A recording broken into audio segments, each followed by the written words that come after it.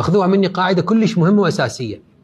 المراقب العام اللي هو الخالق يتعامل ويانا مو مثل ما نتعامل احنا ويا يعني بيناتنا. يعني مثلا انا عندي مخالفه مال حزام 50 الف، مره يشوفوني مره ما يشوفوني، مره تتضاعف مره ما تتضاعف، هذا سلوك بشري. الخالق عنده معادله كبيره، يقول لك انا انطيتك امانه اللي هو هذا الوجود، انت مسؤول عن كل نقطه فيه. اذا ما صنت الامانه انا ما عندي قوانين عرفيه اجي اخذ منك غرامه مباشره لو اقسم ظهرك راسا، لانه انت اصلا عندي شيء هين يعني. بس اعكس لك اياها بفلسفه اخرى.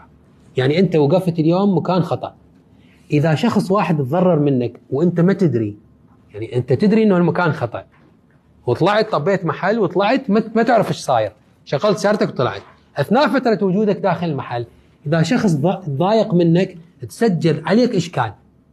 شلون يطلع الاشكال؟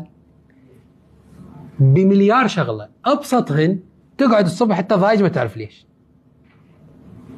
جتك التسويه مالتك، جربت فد شغله خسرت بيها كذا مبلغ، جتك التسويه مالتك.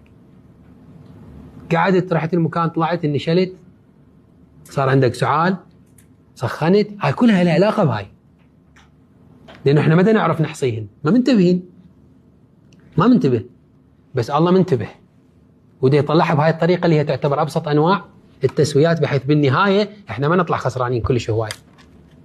فالانسان من يقول له انت خسرت هالقد مبلغ، لو سيارتك انضربت في فلان مكان، لو صرت مريض ثلاث كم يوم بالفراش، بالنهايه يقول لك اتس اوكي.